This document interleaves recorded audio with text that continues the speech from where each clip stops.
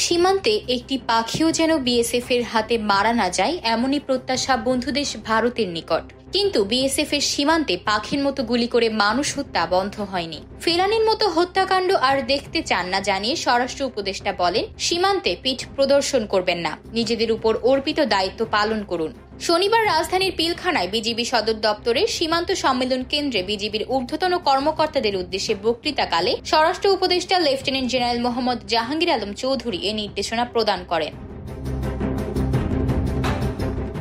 দুর্নীতি থেকে নিজেদের দূরে রাখতে বিজিবি সদস্যদের প্রতি কঠোর নির্দেশনা দিয়েছেন তিনি। সীমান্ত সুরক্ষা ও চোরাচালান প্রতিরোধ বিজিবির মূল দায়িত্ব।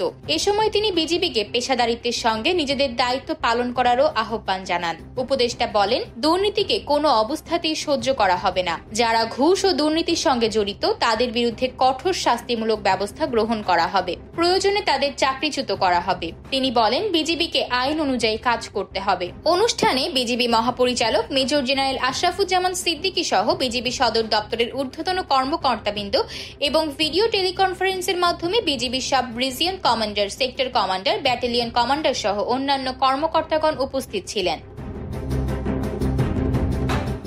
1 সেপ্টেম্বর ফেলানির মতোই বাংলাদেশের আরেক কিশোরীকেও গুলি করে মারল ভারতীয় বিএসএফ। 15 বছর বয়সী ফেলানি খাতুনকে হত্যা করা হয় 2011 সালের 7 জানুয়ারি ভোরে, আর 14 বছর বয়সী স্বর্ণা দাসকে হত্যা করা হয় সেই ঘটনার 13 বছরের বেশি সময় পর 2024 সালের 1 সেপ্টেম্বর রাতে।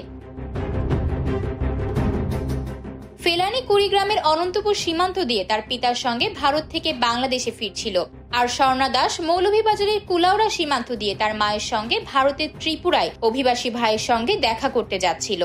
ফেলানি হত্যাকাণ্ডের পর তার লাশ দীর্ঘ সময় ঝুলেছিল কাঁটাতারের বেড়ায়। প্রবল আলোড়ন তুলেছিল দেশে বিদেশের গণমাধ্যমে। পরস্পরকে দীর্ঘদিন ধরে বন্ধু দাবি করে আসা দুই দেশের সীমান্তে একটি দেশ কর্তৃক নিয়মিতভাবে অন্য দেশের নাগরিককে গুলি করে হত্যা করার ঘটনা বাংলাদেশ ভারত সীমান্ত ছাড়া বিশ্বের আর কোথাও খুঁজে পাওয়া যাবে না।